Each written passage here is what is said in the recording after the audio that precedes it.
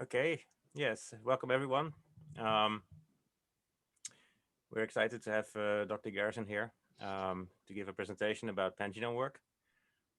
Erik actually hails from Kentucky, so he's a Kentucky boy and not that far removed from Memphis.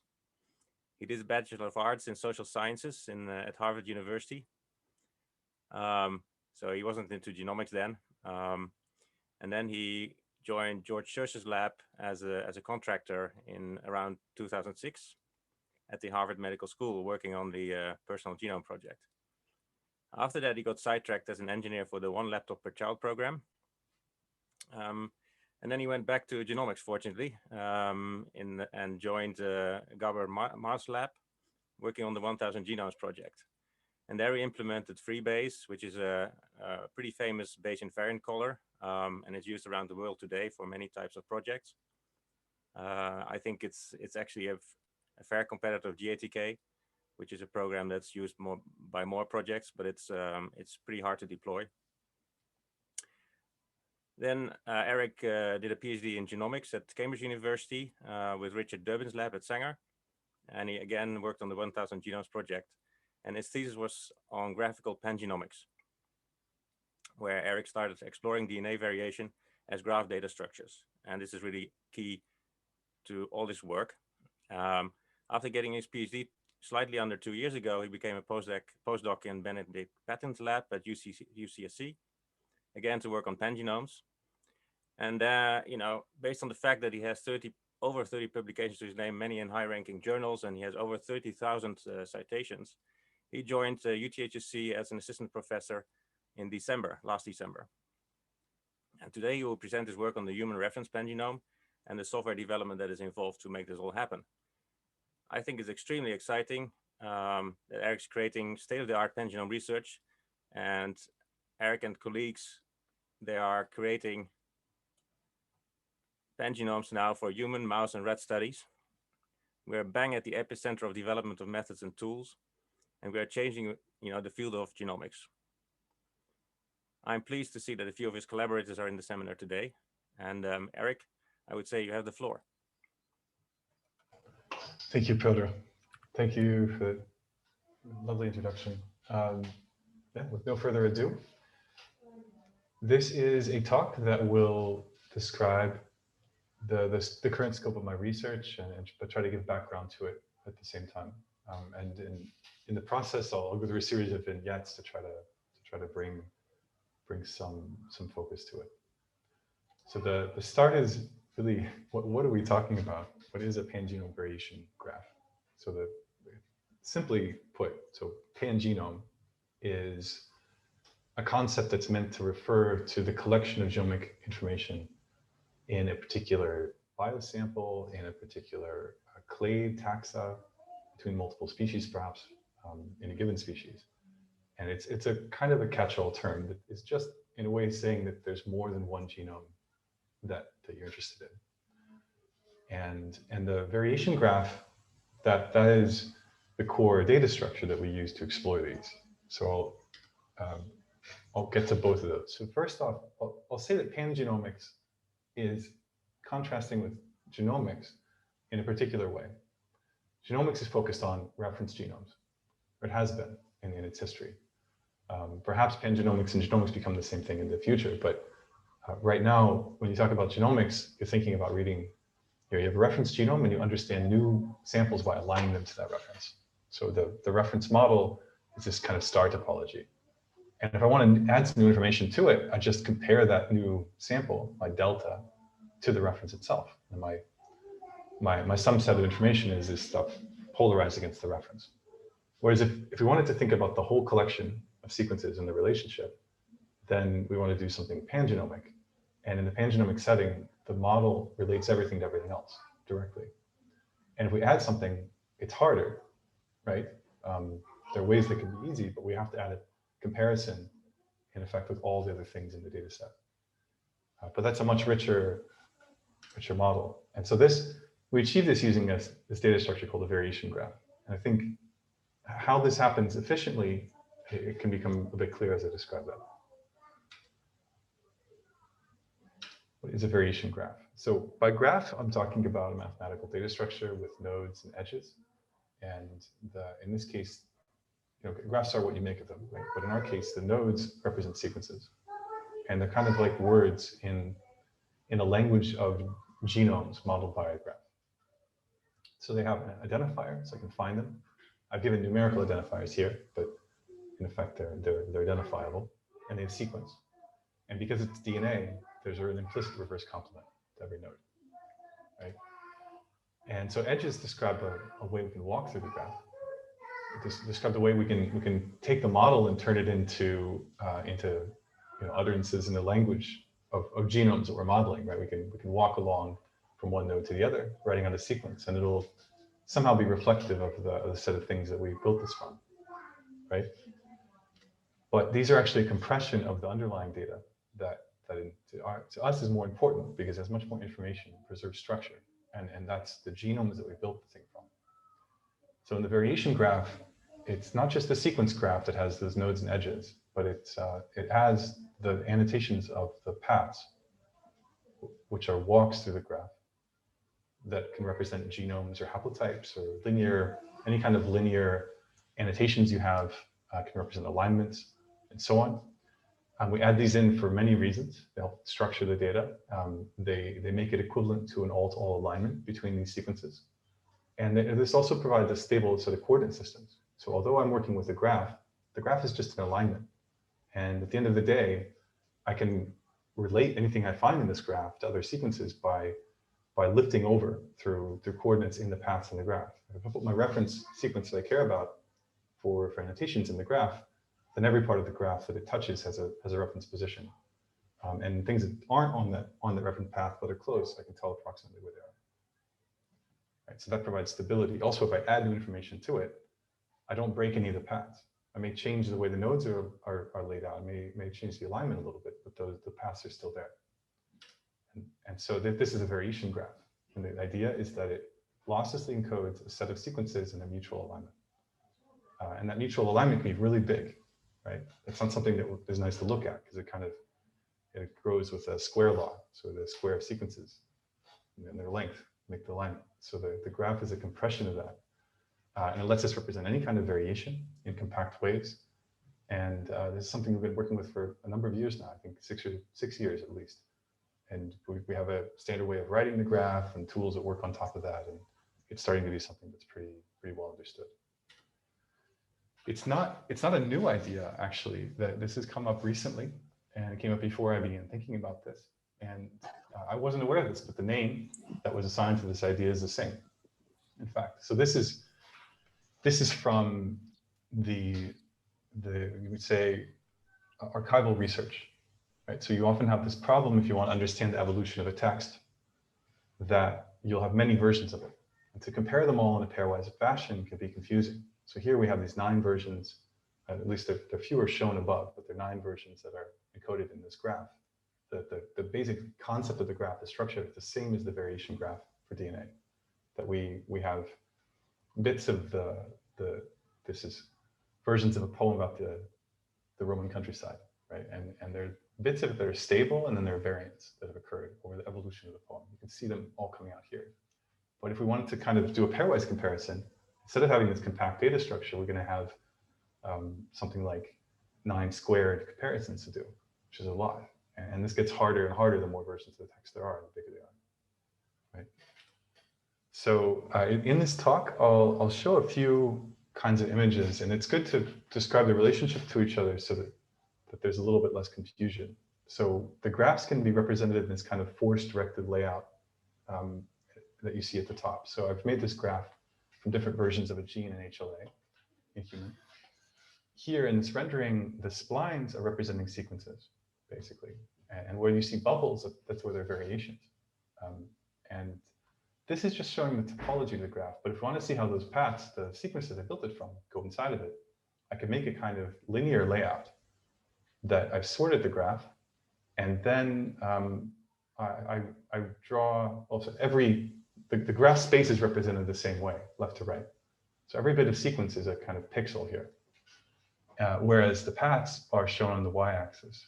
And so whenever you see a bit of color that represents that this particular sequence occurs at this place in the graph. So you can see this variant here, this bubble there, has there are 3 haplotypes that cross it, right? And then this one in the middle, there's actually nested variation going on. So there's either a deletion or a smaller deletion inside of the same region. And so that hopefully makes sense. And you can zoom into this, right? And look at the base level alignments. This is the same concept. I've taken every single base of the reference graph and put it on the x-axis, and then I have this binary matrix below it. But this is a bit lossy, and so maybe you want to see kind of how those paths all walk through the graph. And so this bottom one, I won't show any figures using it, but it's called the sequence 2 map. And this is it's a nice way to conceptualize what's going on in these graphs. So during my PhD, I became interested in this idea, and I started a project called VG, for Variation Graph, the VG toolkit. The goal of which is to provide reference implementations for lots of basic bioinformatic problems we have when, instead of using a linear reference, we use a graph reference. And most of these are pretty standard, right? Like we can build, so you don't need to build a linear reference in the same way, you assemble it, but we can take variation of population and a reference genome and make a kind of graph, right? We can map reads against that pangenome. We can take the output of the mapping, do variant calling, and take the variants and put them back in the pangenome. So we can update the data structure in ways that weren't possible with the linear one, right? And then all these other functions, annotation, the visualization, database kind of things, these are supported by the toolkit. And there's been a number of people working on it for a number of years. It's become quite mature, actually. And so it's kind of a standard first place to go if you're interested in these kind of approaches. So we validated this approach initially by just improving on the basic bioinformatic process of mapping sequence data to a reference system. And so by putting genetic variation in the reference, we're able to improve the remapping. And so, yeah, perhaps this is a bit of a digression, but this shows another attempt to show the different scales of the graph. So this is a graph built from different yeast that were some of the first whole genome telomere assemblies that we're able to work with, because we had many from the same species. That was actually the problem. And so the whole high-level view, it's pretty complicated. You've got some telomeric repeats, and you've got some transposon repeats, and there's a kind of collapsing because the alignment wasn't made in a way that would pull them apart. And that's bad, maybe because it's hard to work with. But if you zoom in close, even near regions of structural variation, this is where 2 telomeres are matching, and then these are independent chromosomes coming off the sides. They would continue off if it wasn't broken. The graph is itself partially ordered, and it's linear locally, because these are coming from DNA sequences, and evolution of DNA sequences is mostly linear, you know? So although the graph can seem complicated at a high level, when you get close, it's actually pretty easy to work with, right? And so we can always map against these kinds of graphs using tools that approach it locally at the kind of linearization. So here the experiment is just to take reads. On the top, there's a simulation, right? So we take reads from an individual, we've fully reconstructed their haplotypes. We simulate reads from those. And we know where they fit in the reference. So we simulate them with variation and so on, and then we map them back to the reference, and we ask if we map to the right place or not. And that gives us the ability to do what's called a receiver operator characteristic. So we can have this ROC curve that tells us how sensitive we are. Sensitive is higher, and how few errors we make. We make fewer errors as we go to the left. And we can do this for every mapping quality threshold that the aligner makes. And so cutting off data below, MQ10 and so on, would work up these lines. So you see that there's 2 groupings of curves. One, and I'll just focus on the paired end ones. So the paired end ones are BWA mem, and then VG in green against the linear reference. And then if you add variance and use the VG mapper, it's red, right? And so it looks like we're mapping a bit harder. Like this particular panel is all the data. But we're not doing better, actually. Interestingly, mapping against the reference of variation. It's like we're getting a bit more confused. And so in the other 2 panels, we subdivide the reads into cases where there is no variation, and then in the last one where there is variation. And in effect, what you see is that we're getting a bit more confused about where to put things that are reference exact matching, right? There are maybe more places to put them, so we don't map quite as well. The difference is very slight, though. The thing is that, so this variation, rather, I should explain, it comes from the 1,000 Genomes project, right? So we put this variation in the graph, and anytime I touch one of those variants, I'm basically much, much better at mapping the read if I have the variation in the graph. You can see this in this right plot, that we just, for any read that has variants in it, we just completely outperform the other methods. And then the bottom is real data. So you can see that we eliminate reference bias. That's this red curve here, when mapping against alleles that are in the graph. And the blue is against the reference, and the green is against parts of the graph that don't have variation, rather variants, excuse me, that aren't in this sample we're looking at that aren't in the graph. You get this reference bias as you go to longer insertion and deletion lengths, right? So you're missing reads that map to the alleles. And so this is a basic validation of this. And also we show that this works on yeast. It's a very similar kind of rock curve, and works for long reads as well.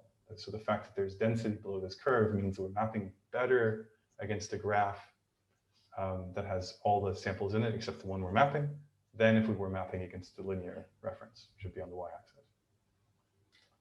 Okay, so that kind of proves the basic concept, and that's developed further. We've got better mappers, and we're doing all kinds of things with them.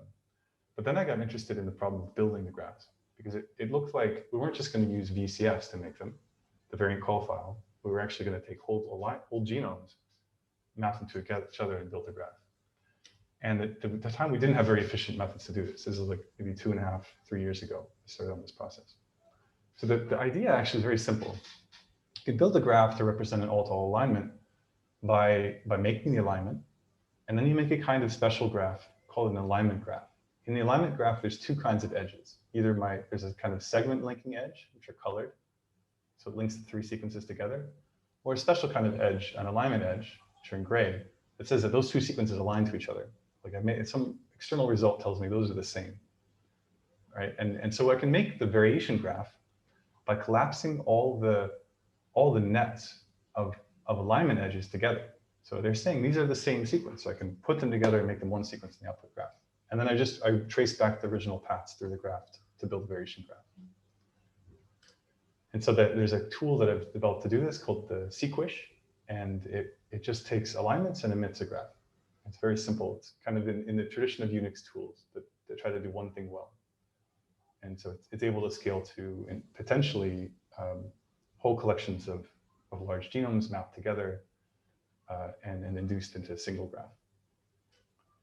So just to show how this works, I used the Minimap2 alignment algorithm to look at those same yeast strains again.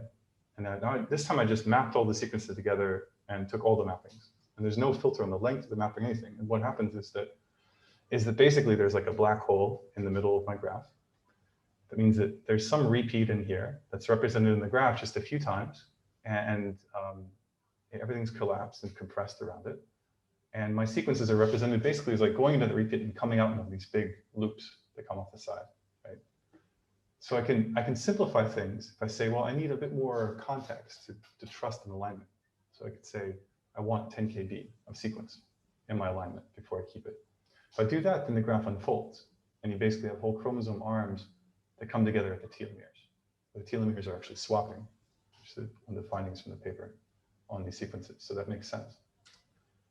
And then to understand how all the sequences fit together, I can make this linearized view, which I showed you before, where in this case, the graph is above and the sequences are below. And something kind of cool pops out is that mostly you have these kind of basically synthetic chromosomes, but there's one strain that's not like that in the middle. And we can actually see the name of it here. It turned out to be a Malaysian Cerevisiae strain that's highly diverged from the other ones. And so it has rearrangements of some of its chromosomes relative to other ones that basically occurred in some kind of chromothriptic event that was tolerated. Okay, so this is a little bit of a digression that just shows some of the import of these techniques, right? And the gist of it is, so the collaborator, Franklin Nobrega, completed this fascinating experiment where he took 3 wild phages, he fragmented their genomes using nucleases, and then ligated them back together, then packaged them in another kind of phage, and used that to infect cells. Some of the cells were infected with some phages. They survived, making plaques that he could then pick. and then he did passaging for 10 passages, and then which you get sequencing, and another 25, or rather another 15, after which he did another round of sequencing. And the problem that came out was that, so he had this nanopore sequencing. He thought like, okay, I'll take the sequencing data and I'll make an assembly and I'll know what the phage was at that point in time.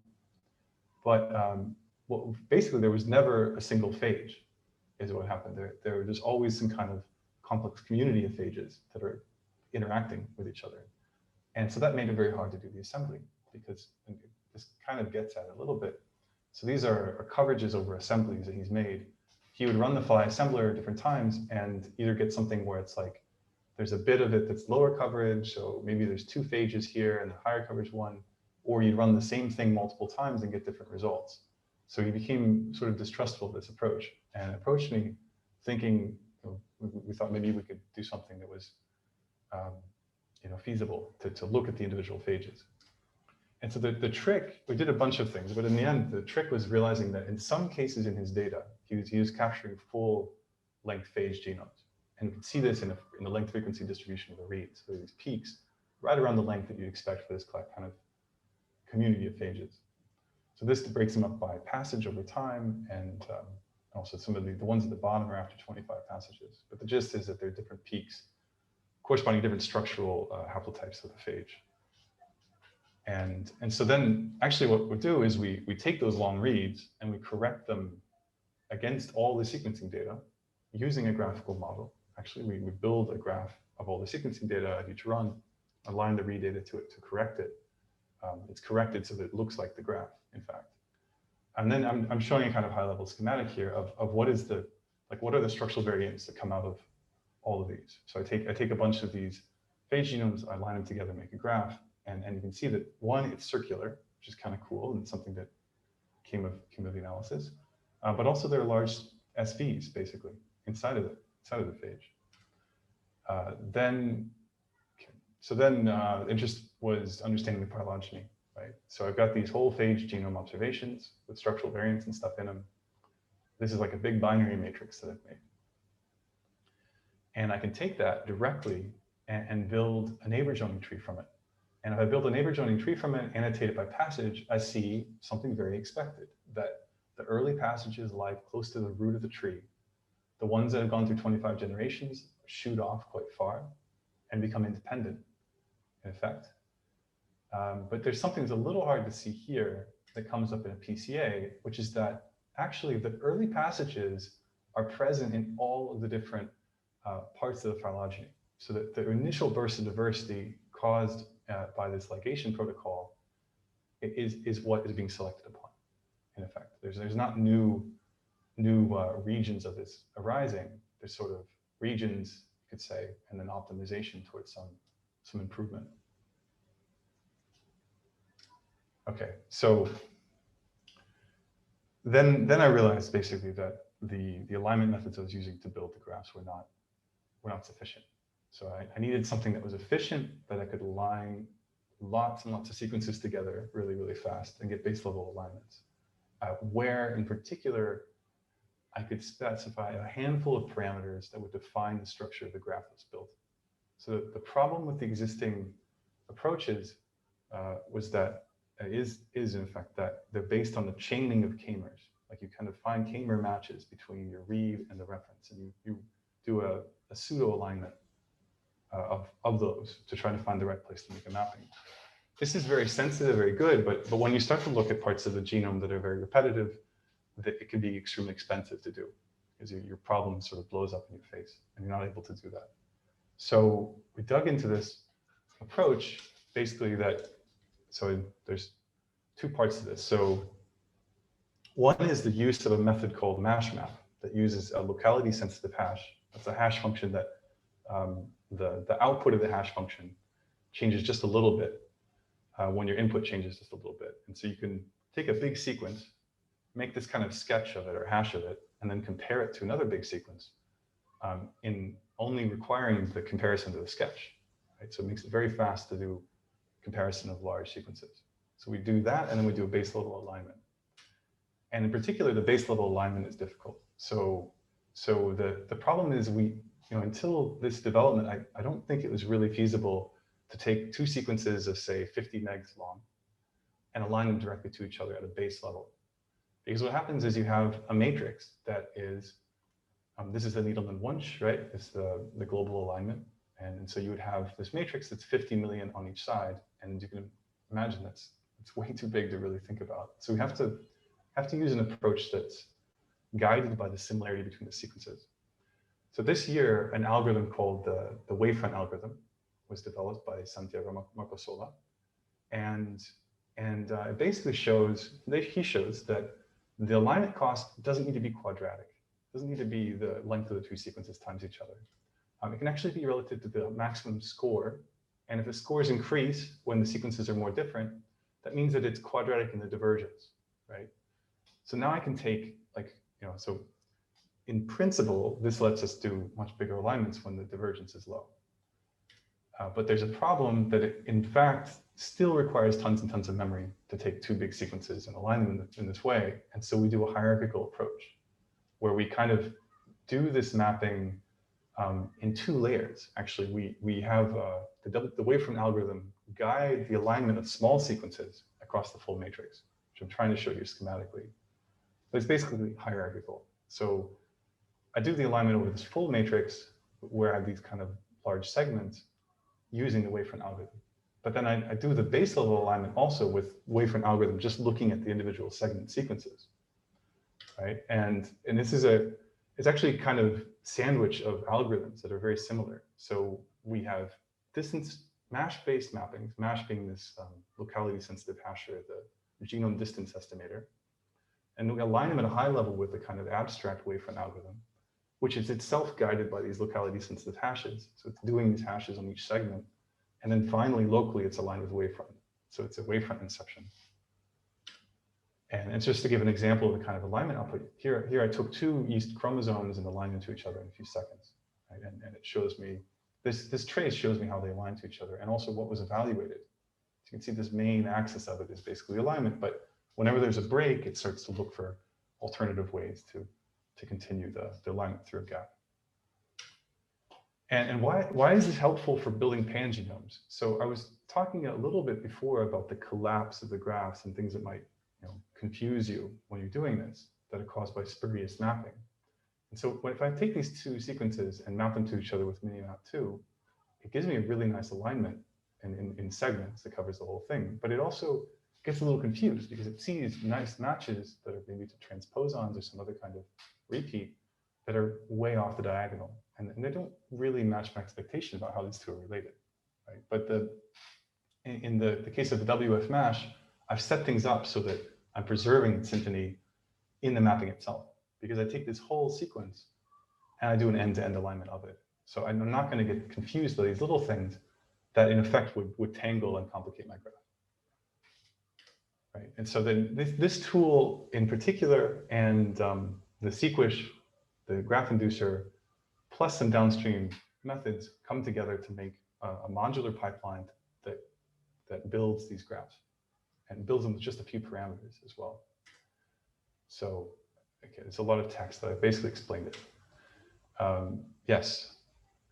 Again, yeah, so basically these two parts I talked about, and then there's a process at the end that normalizes the alignments relative to each other.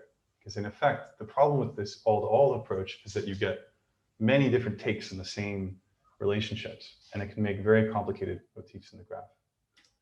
And so, yeah, the gist is that you do this all-to-all alignment, you get the graph, and then you smooth the graph, yielding perhaps a multiple sequence alignment, and also a kind of refined graph. And we can do output, like we can look at VCF files that are projected out of that. We can look at renderings of it. And so the one point I wanted to bring home is like, why is this sort of hard? Why can't I just make the alignment and take the graph that comes out? So even if I have really nice syntenic alignments, I still have this problem that locally there'll be crazy complexity that can occur. In this case, I'll zoom in to explain it, but here there's like a C that in my graph, it says it's repeating. There's a loop that comes around it, right? And I can see from the paths that they go into this C a bunch of times in a row, and then occasionally they jump out and hit some kind of interruption. of it, it's actually just a homopolymer repeat with a few interruptions. And just because the alignment is normalized, when I do this graph induction, it's telling me basically like there's one C that's explaining all of this homopolymer stuff, right? And so that's kind of maybe technically correct, but not. It's hard to think about when you want to compare the sequences to each other or work on the graph or look at it. And so the idea is you can smooth it literally by picking up pieces of it and running a linearizing partial order alignment, an MSA, multiple sequence alignment, on the graph in all those places. And that eliminates this problem. And to look at what it does is it take this region from here, and there's another node that's labeled here, and it kind of unwinds it, right? It forces it to have linear relationship between the sequences. Yeah, okay. So then this just walks through the pipeline in an example graph to give some feeling for it. So I start with this all-to-all mapping. So then with another similar algorithm, but an older version. Then I do this graph induction, right? And I get this kind of output, which is, you're like, okay, that's really complicated. What's happened actually is that the ordering, the sorting of the graph was determined by the order of the input sequences. And then kind of novel, when I see novel stuff, it's getting added to the end. And this is very complicated, right? So I want to sort it. And so we developed a kind of one-dimensional graph layout algorithm that actually used the path distances, the distances in these paths embedded in the graph to help us order things, right? It's doing an optimization problem that tries to achieve a kind of lowest energy configuration, lowest energy sort for the graph, right? So once, having done that, like that's kind of a hard problem to solve, right? So, but this makes things later really easy because now, I've got this kind of sort, I clean it up, and then I divide it into pieces, right? These consensus things at the bottom, they show me where the problem was run. And each one of those goes into an MSA algorithm that's quite sensitive, and it normalizes everything relative to everything else. And then just for fun, we also can do this layout in 2D to get a sense of the overall structure. And this just shows an animation of how it proceeds on the same data, right? There's an MSA output for those who are interested, but you can also project it out into VCF. And then there's this other idea, which it's still not clear if it's completely fully baked, but it seems to be really helpful to understand the high-level structure of the graphs and maybe to understand structural variation in the graphs. The idea is it's consensus of everything you're seeing, where we preserve variation above some scale factor, right? And so the full graph, let's say it looks like this. The coverage is red. It's showing me that most of the sequence is on this particular path. And so then I could make a kind of consensus graph that only had variants that were bigger than 10 base pairs relative to the consensus sequences that I made my POA, my partial order alignment problem. And I can do it for 100 base pairs. You can see that I'm preserving the high-level structure, but I'm removing the small stuff, right? The graph is much simpler, and 1,000 and so on. And if I go to 10,000, there's nothing left basically because there's no variance bigger than 10 kV, and I just have this kind of consensus for the whole thing, right? Okay, so then just for fun, this shows a little bit about like what happened in this development process. So now we have this PGGB, the Pangenome Graph Builder tool. How does this change the yeast graph we saw earlier? And so I've built two forms of it. One it kind of allows interchromosomal collapse, but by allowing short alignments, and then the other filters these out and just has large SVs. So this is the all-to-all alignment matrix that we get using this kind of settings, and it produces a graph like so. So it's a little bit less collapsed even than the ones we saw before. It's a little more linear than the ones we've seen before. It's quite compact, right? And it is quite dense though with relationships that may also be confusing. So we tend to be a little bit more stringent with the filtering when we look at these and work with them. So this requires a 50 kb, this kind of a mapping 50 kb segments against each other to build up the mappings. And you can see that there's much less, you could say, off diagonal noise, many fewer short alignments. And so now when we induce the graph, and again, look at the consensus graph to get a sense of the high level structure, we see something very different, that that basically every chromosome is pretty much on its own, with the exception of the ones that were involved in this chromothriptic event I was talking about before. And so here you actually start to see the structure of the event itself in the kind of most minimal representation, requiring homologies of 50 kb to build it up. Okay, and then this is showing the graph, which is now dramatically cleaner than before, although this component in the middle is just necessarily complicated because it can't be linearized, because it involves multiple chromosomes coming together. Okay, so in the last bit of the talk, I'll focus on things from the Human Pangenome Project, and some of the lessons and things we've learned, and also at the very end there's some novel findings, you could say, that might be interesting. So the Human Pangenome Project, the idea is to use new sequencing techniques that are able to go telomere to telomere in the assembly of genomes. So you can assemble a genome, and your contigs, the idea is they run from telomere to telomere of your chromosomes. So this T to T idea is key. And that requires a lot of techniques and some manual curation in some cases still, but it's getting faster and easier all the time. And the key thing that's driving this is, in particular, the PacBio, Pacific Biosciences, hi-fi sequencing data that's developed from repetitive sequencing of the same circular molecule. Because the errors in PacBio are not very highly correlated, if I sequence the same thing over and over, then it just decreases my error rate. And so these hi-fi reads can have an error rate that's below the level of variation in the genome on their own. And when combined in the contigs, they can have an error rate that's approaching 1 in 100,000. So they're extremely nice to work with. And then these could be in combination with very long nanopore reads can actually be used to kind of thread through complex regions in the assembly graphs and resolve even tangled parts of them. So we can actually build these genomes build these assemblies for whole genomes. And so this is a little bit old, this particular human X chromosome, it's a target of analysis. The cell line that was used in it, CHM13, so I did it for mole, and so it's a kind of pseudo-haploid individual. And yet, it's now been used to build a whole genome assembly that has very similar properties, that it vastly exceeds the quality of the current human reference. So, okay, well, there's a Gantt diagram that isn't super interesting, but the idea is it goes on for 2-3 years. We're going to start with 50 assemblies now, but then we're going to have hundreds by the end.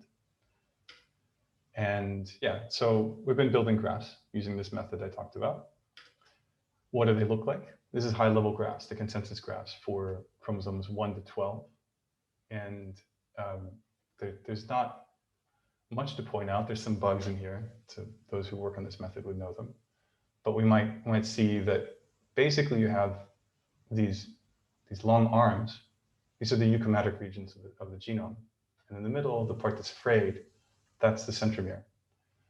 Because the centromere it's highly repetitive. It's difficult to align through it. And it also varies pretty heavily. There's large structural variation happening within it all the time. So it can be very difficult to actually compress that into a small structure kind of in the graph. And yeah, here's the rest. Well, most of the rest. The acrocentrics are interesting. They kind of have these frayed ends. So I'll get to that later though. And yeah, X and Y actually should go together. Down here at the bottom of X is a pseudo-autosomal region. So it's a region that recombines with Y and the other end as well. And here we've picked up some contigs that also map to Y. So these are like male contigs. And so we think that probably we should put these two together. Again, more on that in a minute. So one thing that often comes up in conversations about these methods is the concern that we're going to lose track of where we are. We're not going to be able to use coordinates anymore. And so the next slide just describe a little bit of practically how do you actually navigate coordinate systems embedded in one graph or multiple graphs that share the same coordinate system. So the gist of it is that I'll give this kind of demo on top. So if I have these different paths in the graph, I can find the position in one, and I can convert it into position in the other, right? So how do I do it? I walk along the path until I get to my position. So here I want to go to position 10. So I'm in node 6. And then I'm going to go from that position and look in the graph using a breadth first search until I get to a reference path of interest. And so if that works and with the same position, the position the conversion is trivial, right? I'm able to then go into that path and ask how far am I to the beginning, and that's my position. I can also ask what node is at this position, so I can have a range or a coordinate in a path, and then I find the part of the graph that corresponds to it. Yeah, and then this is just showing more details, in fact. But now, if I have something like node 4 here, which is not on the same part of the reference, I have to walk a little bit to get back to the reference, and I can record the distance I have to walk, and I can say where I ended up. So it's a way of saying that I'm in variation, not on the same reference, but close by.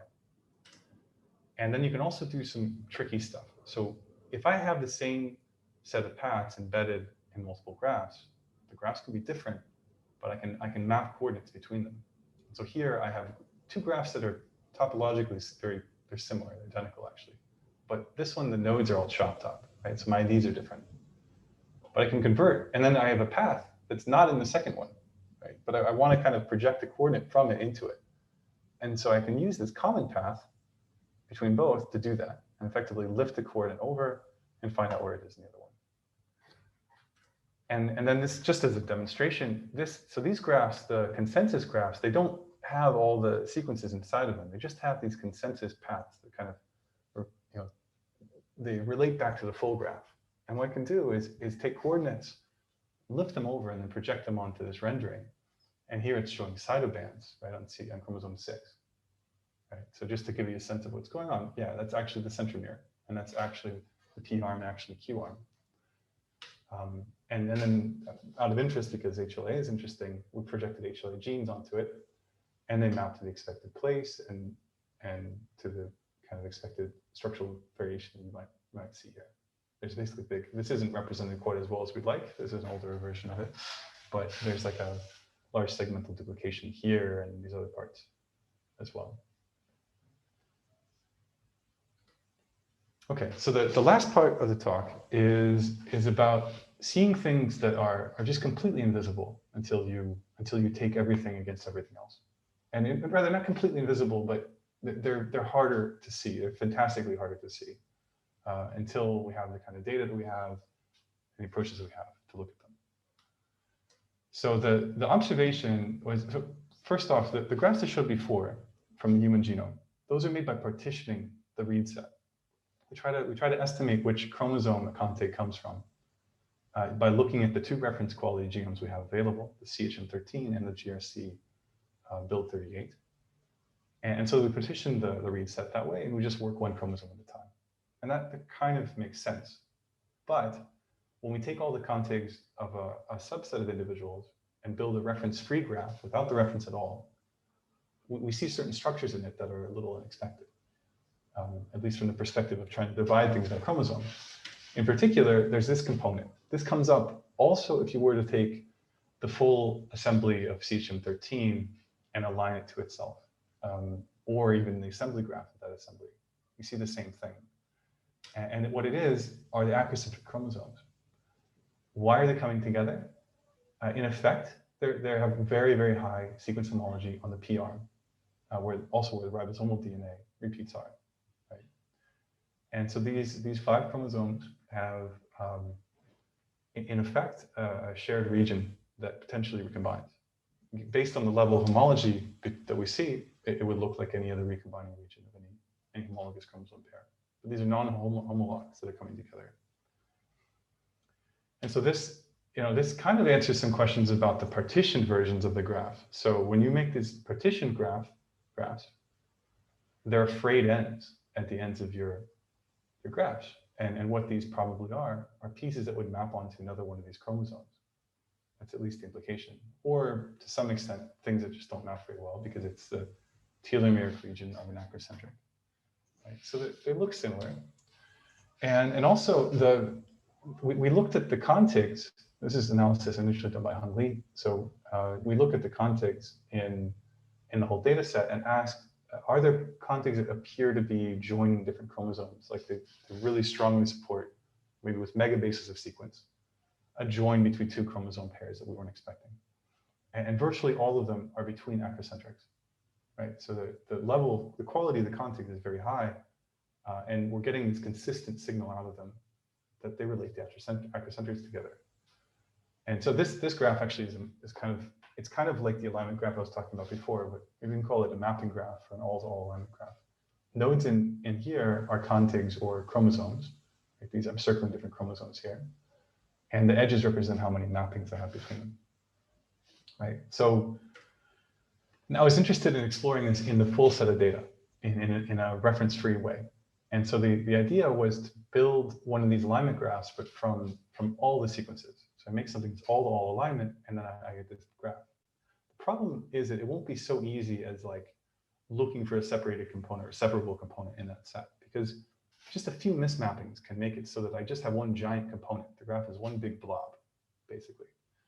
So to partition it, understand the structure inside of it, I apply a parameter-free community detection method that optimizes modularity. The modularity of a community assignment graph is measuring the weight of links within the communities versus the weight of them between. And if you can maximize that, then that's a pretty nice community assignment. So it does this procedure to get a community assignments, and I apply it to an all-to-all mapping of the contigs in the entire HPRC. I keep only a subset of the mapping, so those between large contigs. So these places I'm really confident of the mapping. And then I run this community assignment procedure. And finally, I use the references just to interpret the result. So the reference contigs are inside of this mapping, and I can ask in which community they go. So here are the community assignments, and usually, as a nice positive control, my community includes the two homologous chromosomes from my reference assemblies. But there are three exceptions. There's the X and the Y, which we know come together and recombine in the pseudo-autosomal region. And then there's 14, 21, and 13, 21, and 14, 22, right? And this is pretty robust. It seems solid. And so then I can't look at the full graph I made. There's just too many mappings, and I don't have a computer strong enough to do it. But I can take a subset of those all-to-all alignments and look at them. And so here I've taken the best 3 mappings per segment rather than the best 90. And I render it in a method called Gephi that lets me look at the relationships. And there's a force-directed layout that's been done to kind of pull things apart. You see that everything's almost still connected, right? So yeah, so this is the acrocentrics, right? They're in the box I indicated before. I'm coloring the node and nodes connected to it, representing the CHM13 chromosomes, right? Which are fully assembled across everything except the rDNA in acrocentrics. And you get a pattern that's really familiar now, right? And it matches the community assignments we're hearing, because you see that 21 is really, really close to 13. So there's lots and lots of contigs going between the two of them. And 22 and 14 are also very close together. 15, although there are many links between it and the other ones, they seem more distant. And and this really does match existing literature on Robertsonian translocations, and which are often observed in the course of human fertility treatment.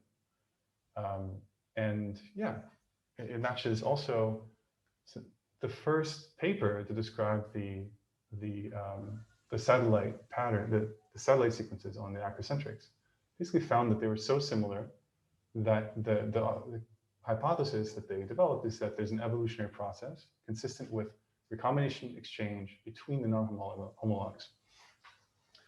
And then they further say things that we're seeing now. So they're more selective for 13 and 14 and 21 than 15 and 22. Okay, so maybe, yeah, it was quite similar. So the thing is cool is that now we have this data that doesn't just go it's not just one assembly, one haplotype, but it's a bunch. And inside of it, we have the opportunity to really answer the question of how the evolution of this region of the acrocentrics progresses. How often does it recombine?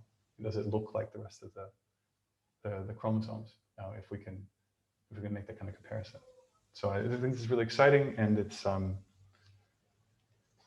yeah. And so hoping to be exploring this further and actually doing validation to try to tease apart using fish. In fact, we're going to try to tease apart the relationships here.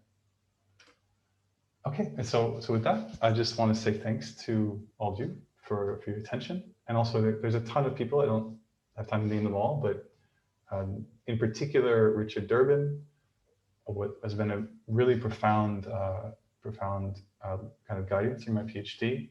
Benedict Patton also helped to get me from a PhD student, to a PI, and I think also Piotr for his hand in that same kind of process. He's been a tremendous guide to me in this first time as a PI. So, yeah. Thanks, and thanks to the VG team, I should say, and the people working on PGGP. Actually, I should mention Andrea as well. Was instrumental in that last analysis I showed. So Andrea Guaracino was key in helping to tease apart the epicentric relationships. He started the reference-free pangenome, right? Exactly. He started looking at the reference for pangenome. Thank you so much, Erik. We only have 10 minutes left. So I think the floor is open for people to ask questions.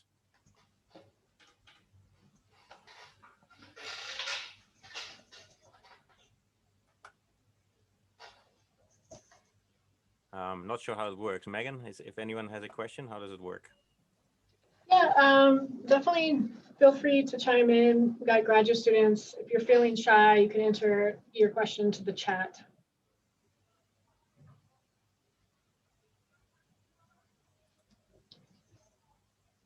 Yeah, so maybe some people are really new to the pangenome. So maybe kind of, we were discussing earlier about, different applications, sort of future directions of the pangenome, and also some considerations about, you mentioned a little bit different types of like short read, long read sequencing, but depending on the application, some considerations, maybe that might be sort of useful for the audience.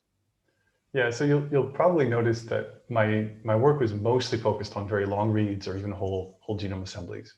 And that's a kind of tactical decision because the information content in the short reads doesn't let us reconstruct the whole genome.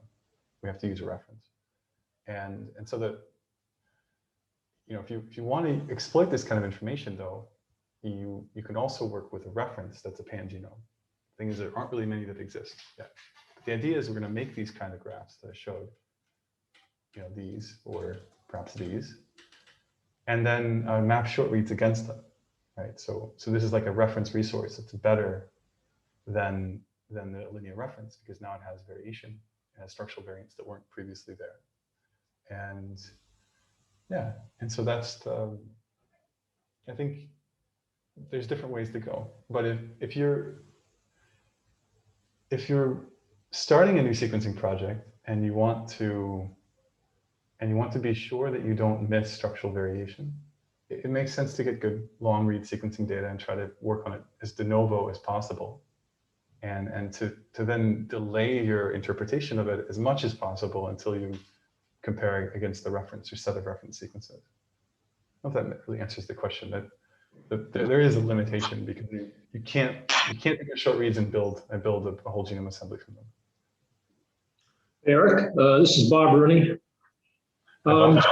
Hey, so we'll be getting in sequence data for the Memphis population, fairly soon, 9,000 or 10,000, something like that. A considerable percentage of our population is African American. There's a considerable percentage of them that have quite a lot of interracial variation. So can you talk to the advantages of this method for looking at racial admixtures? Yeah. So the reference is sort of admixed already, but a lot of our information about it and many aspects of it are of a kind of Western European vibe. So there's a loss, I think, when comparing against that because of these issues of reference bias. That'll be most severe in the cases of structural variants that are kind of, maybe a higher frequency in one population than another. They haven't been seen, they're not really represented right in the reference. So that, in terms of admixture, I think it would be a win because in effect, you can have more haplotypes that are more representative of the full diversity in the thing that you're relating the sequences you have to. So that, would make perfect sense to go to a graph like this with the sequencing data you have and use that as the initial step in some kind of variant calling process, right? The other side of it is like that right now we do something, maybe we have a bunch of SNPs in a big haplotype panel, and we can impute new samples into that. We can use the information of those haplotypes to improve our reconstruction of the short read data. I can imagine doing the same thing here with the structural variants. And there's some techniques that are coming online to make that possible. So it would be really cool, I think, to have a thread of research related to those samples that uses the HPRC pangenome as an analysis basis. Actually, it just makes perfect sense. Great, thanks. So Erik, I have a question for you. And a lot of people will be interested in this work. And you've developed a lot of tools, with a large group of collaborators.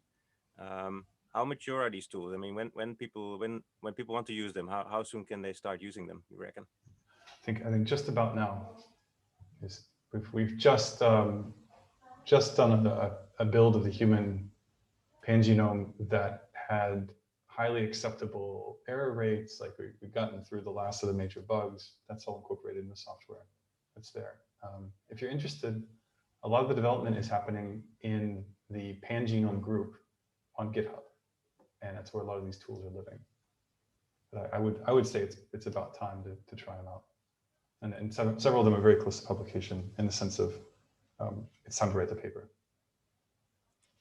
And these tools, are they scalable? Because with VG, people who tried VG tools were often a little bit frustrated. Yeah, they're very, very frustrated. Yeah, we've tried in all ways to make them more scalable than we had there, and to make them more robust to difficult situations you might run into. So that, and also to reduce the parameter space as well for the user. That's the key thing.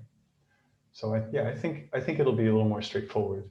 Although I should say that I use VG to get variants out of these graphs, and can imagine continue to use it for like short read mapping and a bunch of other operations in the future. But it can be really difficult to build the indexes it needs to operate. That's something we're trying to avoid doing as much as possible, to be index free, to work directly on the graph. Yeah. I have a question. This is Doug Hyatt at Oak Ridge National Lab. I guess two questions. One would be, how well does this work for the human at visualizing copy number variation? And also for a second question, for alternate haplotypes, is it possible to separate? Yeah, those? So okay, hold on. Alt haplotypes? I'm not quite sure what you mean. Let's answer that first. What? Like, like from the reference genome, you mean? Like if one haplotype has multiple copies, then another one only has a single copy of a region or something. Yeah, so what happens? Okay, this is a deep dive into chromosome 8, but I won't go there quite yet. It sort of, let's say that it wasn't completely clear, but this is the first part of it. So the coverage across, this is across the CHM13 reference in chromosome 8. And you see that mostly you're near 0, you're actually around 90, like upper 80s. Right? And then sometimes you have these jumps. This one here is the centromere, and this one here is a neocentromere that's sometimes centromeric. And these ones are repeats around the beta defensin locus, right? And so I won't maybe dig too far into that, but I can dig into what you're asking about copy number variation. So there's two really kinds of, well, they're often all called segmental duplications, but there's two kinds of classes of structural variation extremely common in human genomes. That one of them would be a direct in kind of series of repeats that expands and contracts, and it's called them VNTRs, variable number of tandem repeats. The other would be a segmental duplication. So you have a bit of sequence that's kind of copied with some intervening sequence nearby. If you get a series of those together, then you effectively build a kind of repeat that's like the VNTR, and expand and contract in different genomes. And seeing these, understanding them is difficult, because they might, depending on how you build these graphs, they might just look like a big bubble, like a big variant. Then you got to go in and try to understand what's happening. I've been interested in actually building compressed versions of the graphs, where the repeats of this type compress. And I don't force them to compress using anything other than the alignment, the pairwise alignment of all the sequences. So this is an example from lipoprotein A this thing is called a Kringle domain. It's about 5.5 kb long, and it's in radically different numbers of copies in different haplotypes, different human haplotypes. And so this graph here is kind of showing the full graph. It's a little underlined. There's a piece that probably should map through it, but effectively you come into this loop and go around a bunch of times.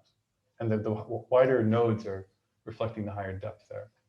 And this is showing the bottom, it shows a linearized layout of the graph, and it basically this color in green is that you have higher copy there, right? And so this is, it's actually compressing everything. It's compressing the reference into one copy. It's compressing all the samples into one copy, one looping copy. And so in effect, it makes the genotyping a little more straightforward, right? So you just go and count the depth of your assemblies across the particular domain, right? Yeah, very cool. That's related. And then this is just a confirmation of the length that it matches expectation. Yeah, this is it's good and bad, because if you try to make a linearization of the genome, then these kinds of motifs might really mess you up, right? But they also make it easier to interpret the structural variation that's happening.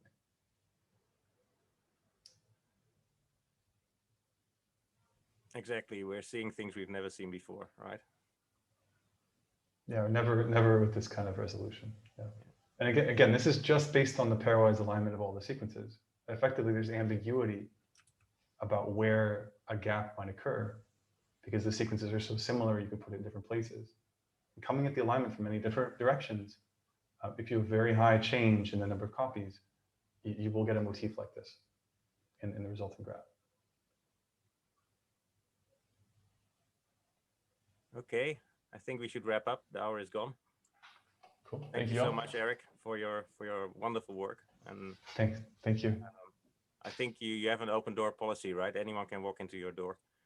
Yeah, it's virtual, but I'm very accessible. Yeah, I'm very accessible. So yeah, I think my email is accessible to everyone here. So if you have any questions or follow up, want to talk, be happy to. Thank you so much. Thank you, everyone, Thank you all. for joining. Thank you. Thanks. Sorry, no lunch this time.